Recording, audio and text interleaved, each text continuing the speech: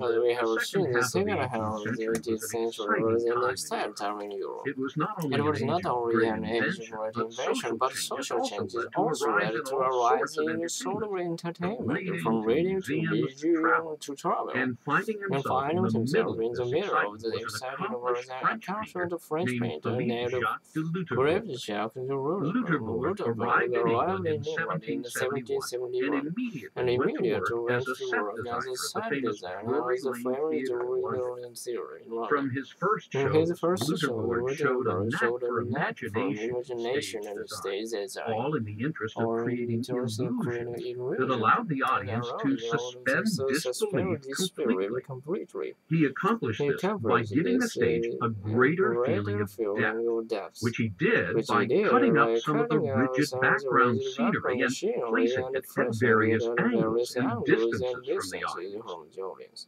Another realistic touch was using three-dimensional objects on the set, like rocks and bushes, as opposed to two-dimensional painted scenery.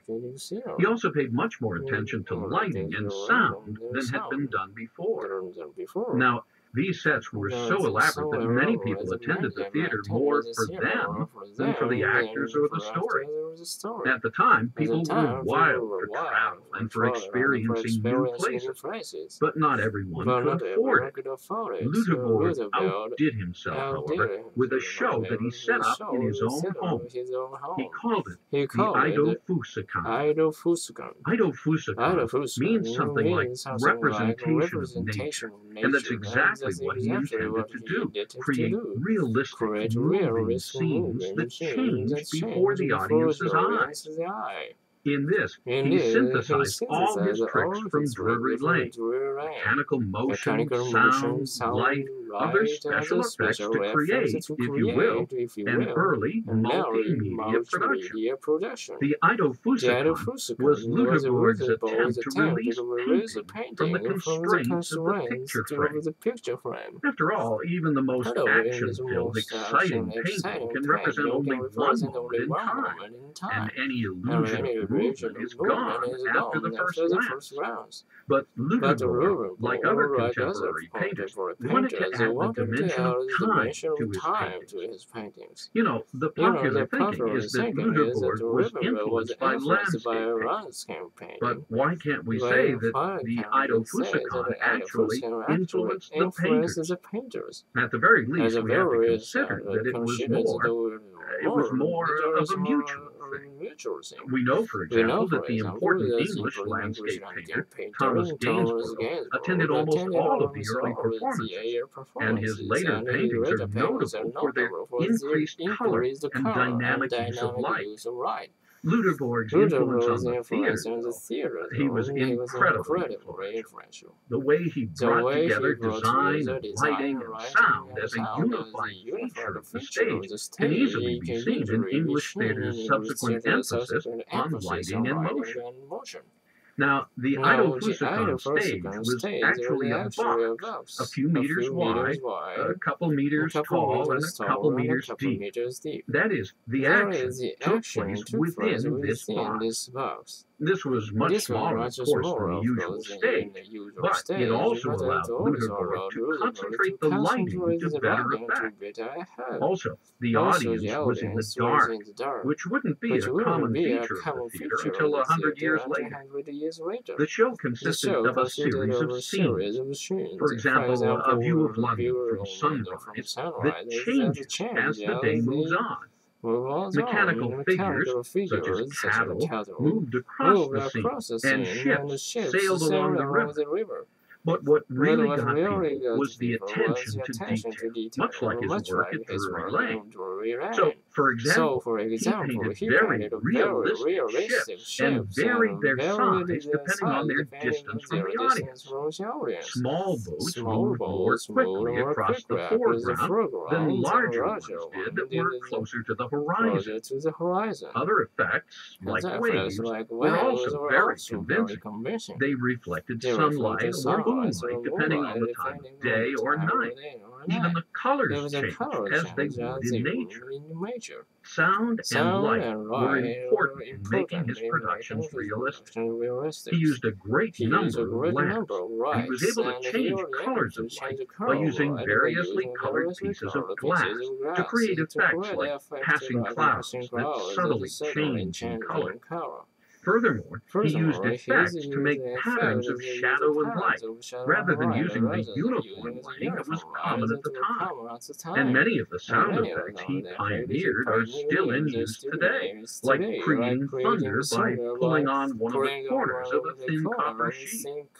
One of his most popular scenes was of a storm. And there's a story that on one occasion, an actual storm passed overhead during the show, and some people went outside and they claimed Luderborg's thunder was actually better than the real thunder. The real thunder.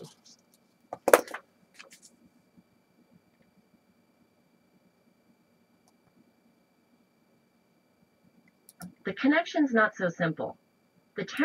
So since we're on the topic of global climate change and its effects, in Alaska, in the northern Arctic part of Alaska, over the last 30 years or so, temperatures have increased about half a degree Celsius per decade. And scientists have noticed that there's been a change in surface vegetation during this time. Shrubs are increasing in the tundra. Tundra is flat land with very little vegetation. Just a few species of plants grow there because the temperature is very cold and there's not much precipitation. And because of the cold temperatures, the tundra has two layers. Top layer, which is called the active layer, is frozen in the winter and spring, but thaws in the summer. Beneath this active layer is a second layer called permafrost, which is frozen all year round and is impermeable to water. So, because the permafrost, none of the plants that grow there can have deep roots, can they? No. And that's one of the reasons that shrubs survive in the Arctic.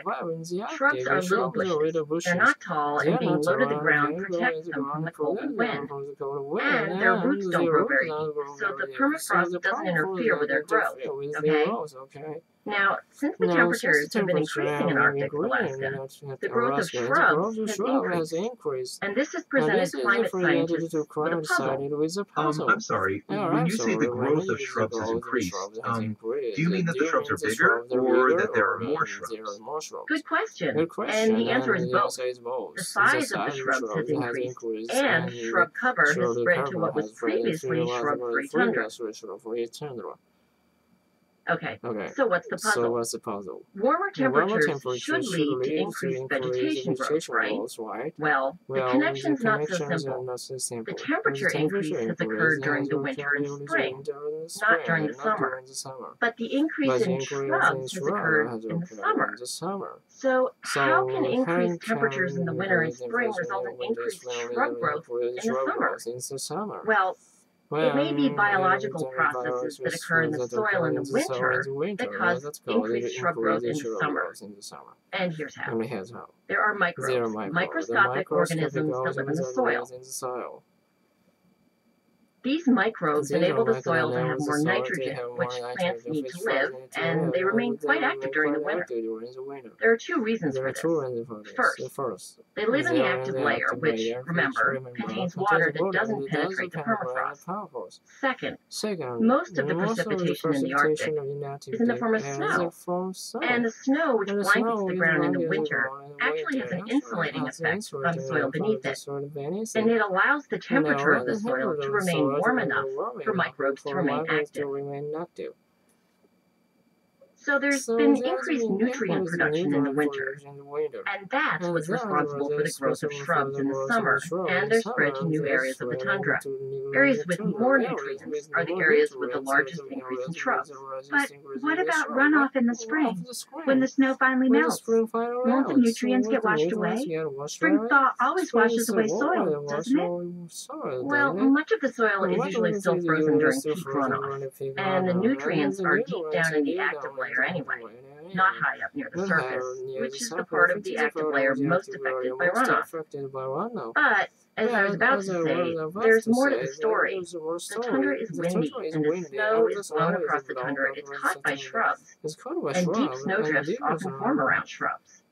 And we've already mentioned the insulating effect of snow. So that extra warmth means even more microbial activity, which means even more food for the shrubs, which means even more shrubs and more snow around them, etc. It's a circle, a loop.